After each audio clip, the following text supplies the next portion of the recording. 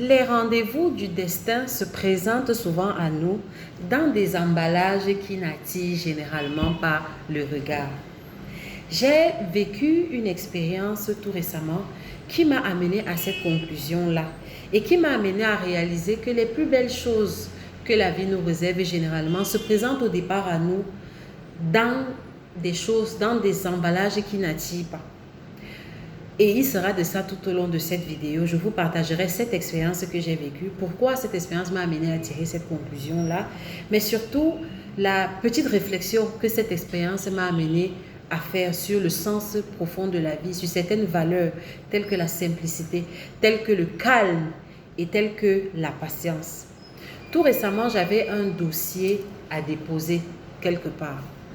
Et donc, je me suis rendue à cet endroit où je devais déposer mon dossier. Et il se trouve que la porte attitrée était fermée. Et le bureau où je devais déposer ce dossier était fermé. Donc, sur le chemin du retour, en revenant sur mes pas, je tombe sur un monsieur, vraiment un monsieur quelconque, qui me dit « Madame, vous venez pour déposer les dossiers ?» Je dis « Oui ». Il me dit « Revenez à 14 heures ». Donc, il était 13 heures par là, 13 heures moins. J'ai dit, ok, j'ai dit merci. Je suis repartie. Déjà, ça n'avait pas de sens. Je me disais, revenir une heure plus tard, si déjà à 13 heures, le bureau est fermé, est-ce que c'est sûr que je trouverai quelqu'un? Je me suis dit, bon, je n'ai rien à perdre, essayons. Donc, j'ai fait un tour et je suis revenue une heure plus tard. Sauf qu'une heure plus tard, 14 heures, j'arrive, le même bureau est toujours fermé et même les autres bureaux qui étaient à côté étaient fermés à leur tour. Et le monsieur qui m'avait demandé de revenir à 14 heures n'était pas là. Et donc, j'ai traîné un peu le pas, genre 10-15 minutes. Et au bout de 15 minutes, le monsieur qui m'avait demandé de revenir après une heure m'a aperçu. Et il m'a dit, madame, vous êtes là? J'ai dit oui. Il m'a dit, vous avez regardé le bureau? J'ai dit oui, le bureau est fermé. Il me dit, ok, attendez madame, donnez-moi un moment, je vais m'occuper de vous. Ce que je tiens à souligner ici, dans un premier temps, c'est que ce monsieur, il n'avait pas, je veux dire quoi, il était vraiment dans une tenue très simple qui pouvait laisser penser que c'était peut-être, je ne sais pas, un homme de commission, voilà, si vous saisissez un peu ma pensée. Il était vraiment vêtu très simple. Alors, il me dit d'attendre. Je me suis dit, ok, j'ai rien à faire, de toute façon, j'attends. Je me suis assise, j'ai commencé à attendre. Laissez-moi vous dire que j'ai attendu quelque chose comme 30 minutes. Et j'ai vu le monsieur, il est même d'abord sorti. Et quand je l'ai vu sortir, je me suis dit, mais tiens. Alors, il y a une voix qui m'a dit, mais attends, ce monsieur même d'abord, il ne ressemble pas à quelqu'un, c'est pas son bureau, donc il va t'aider en quoi? Et quand il te demande d'attendre, lui-même, il est où? Donc, j'ai commencé à m'impatienter. Après, je me suis dit, non, j'ai commencé quelque chose, il faut que j'aille jusqu'au bout de cette chose-là. Donc, je me suis assise, j'ai dit, je vais attendre. À un moment donné, les mêmes voix sont remontées à moi et m'ont dit, ok, mais va demander au monsieur là, mais il te fait attendre, le temps ne fait que passer. Après, je me suis dit, non, on m'a dit d'attendre, j'attends jusqu'à voir l'issue de cette affaire. Et justement, au bout de 30 minutes, le monsieur est venu vers moi et il m'a dit, madame, suivez-moi. Donc, je me suis levée et je me suis mise à le suivre. Et à ma grande surprise, je me suis rendu compte qu'en fait, il était un directeur. C'est-à-dire qu'il était le directeur de la section qui commandait le bureau où je devais déposer mon dossier. C'est-à-dire, ça m'a juste fait... Et j'étais juste ébahie, j'étais juste émerveillée de voir comment le destin, si je peux dire entre guillemets, mettait des choses en place pour que ça se passe bien. Et effectivement, il m'a reçu, il s'est occupé de la réception de mon dossier. Et cette petite expérience m'a amené, ça m'a enseigné en fait. Et c'est cette petite réflexion-là que je voudrais partager avec vous aujourd'hui.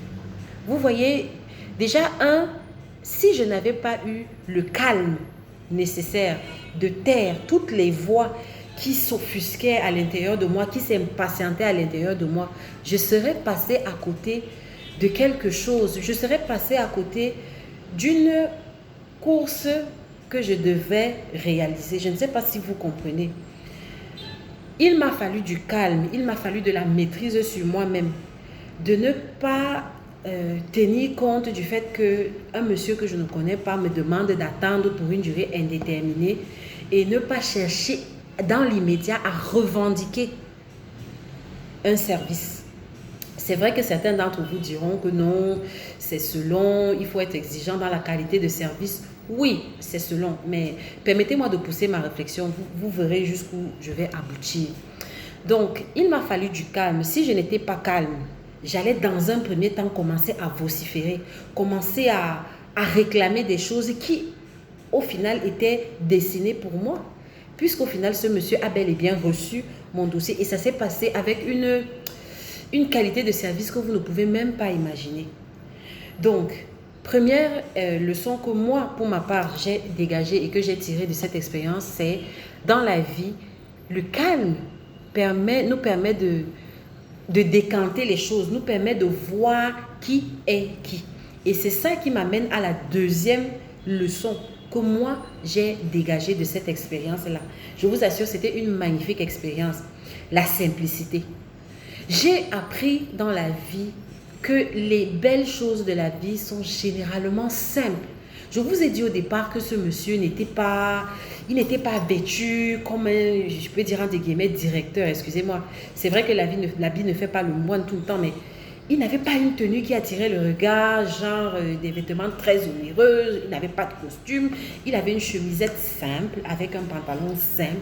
Vraiment rien qui laissait penser la position qu'il avait dans la boîte. Je ne sais pas si vous imaginez. Imaginez donc que juste manquer de calme et de simplicité et que je me sois adressée à lui dans un ton impatient. Vous imaginez ce que ça aurait produit? Est-ce que le même monsieur aurait été enclin à me rendre le même service après cela? La simplicité. C'est vraiment une leçon que j'ai une fois de plus apprise au travers de cette expérience. Les belles choses de la vie sont simples. Ne regardez pas. En fait, la vie va vous apprendre à regarder au-delà de l'apparence. Généralement, les belles choses ont un revêtement simple. La personne qui va te rendre service n'est pas forcément ce président 4 étoiles. Parfois, comme dans le cas que moi j'ai expérimenté, la personne qui va t'aider, la personne qui va t'ouvrir la bonne porte, n'a peut-être pas l'apparence que tu imagines, n'a peut-être pas le vêtement que tu attends. Et pour illustrer ça, si vous avez lu, pour ceux qui ont lu les contes, les Mille et une nuits, c'est un livre en fait, où une princesse perse qui s'appelait Scheherazade a tenu en haleine un roi perse pendant 1001 nuits en lui racontant chaque soir une histoire. Et ce qui se dégageait de ces histoires-là, c'est qu'il y avait une culture orientale à l'époque où les nobles de l'époque, les rois et les princes de l'époque avaient souvent pour habitude de se déguiser en hommes simples et pour se mêler à leur peuple et pour voir ce qui se passait réellement dans leur royaume et parfois même pour chercher qui épouse ou époux. Donc, dans ces histoires-là, il y a plusieurs, dans ces contes que la princesse Scheherazade a raconté au roi perse dans le livre Les Mille et une nuits, il y a plusieurs histoires où on voit d'illustres monarques qui vont se déguiser en paysans et qui vont aller dans des villages juste pour chercher une femme. Et alors, les femmes qui seront attardées dans ces histoires-là sur l'apparence de la personne en face d'elle seraient passées à côté du monarque, du roi qui aurait été leur époux. Et c'est comme ça que ces monarques la faisaient. Et ça revient, et je pense que, pour revenir à mon histoire, cette culture orientale que les monarques avaient à l'époque, je pense qu'ils avaient une sagesse qui allait au-delà de ce qu'on peut imaginer. Je pense que c'est même la sagesse de la vie. C'est-à-dire que de la même façon que ces monarques-là pouvaient se déguiser pour se mêler à la population et pour rendre service à X ou Y de leur royaume, de la même façon, la destinée, l'univers, et pour ceux qui sont chrétiens comme moi, le Créateur, va généralement utiliser des personnes qui n'attirent pas les regards, des situations qui n'attirent pas des regards, des choses qui ne brillent pas, pour nous rendre des services qui vont changer nos vies à jamais. C'est pour cela que, pour moi, de cette expérience-là, je pense que la simplicité est une vertu. Apprendre à être simple. La simplicité n'est pas une fausse humilité déguisée, non.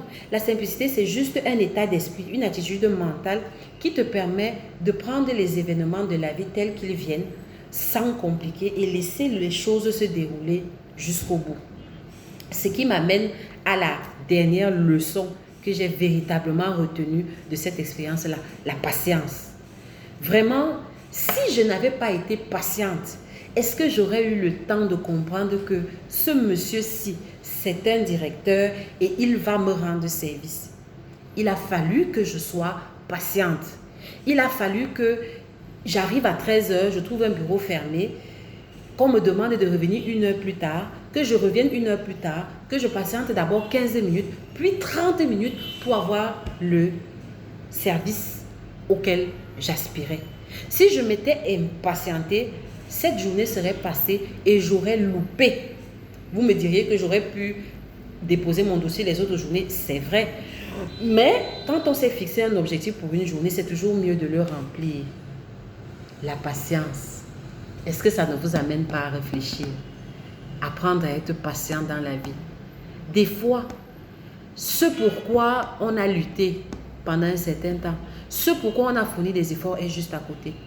Mais c'est juste à la dernière minute, à force de ne pas avoir de résultat, qu'on se décourage, alors que le résultat est tout près.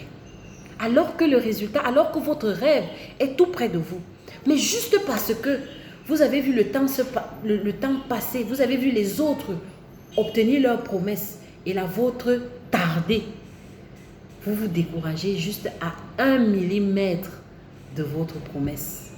Ce qui revient à cette image qui m'inspire beaucoup chaque fois que je la vois, cette image de 2 personnes qui creusent dans un tunnel.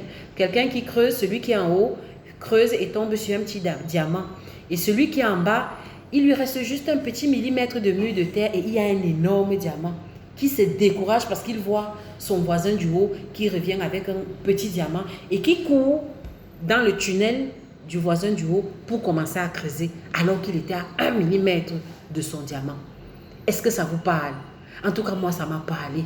Ça m'a parlé de savoir que, au final, la vie n'est pas à être compliquée. La vie est simple. Pour résumer, de ce que j'ai retenu et que je voulais partager avec vous aujourd'hui de cette expérience, 3 choses. La simplicité, le calme, apprendre à être calme. Quand on ne comprend pas, quand les choses se présentent dans des façons qu'on ne comprend pas. Et finalement, la patience. Et je pense que les grandes figures de l'histoire ont forcément expérimenté ces 3 vertus. Le calme, la simplicité et la patience. Elles n'ont pas toujours obtenu leur rêve, ce à quoi elles aspiraient dans l'immédiat. Mais il leur a fallu cultiver cette simplicité, cet état d'esprit de quelqu'un qui est simple, de quelqu'un qui est calme, qui sait prendre du recul devant certaines situations, de quelqu'un qui est patient, qui sait attendre. Voilà ce que je voulais partager avec vous. Je suis Marie-Evaudie Akonou. On se retrouve pour une prochaine vidéo. Ciao!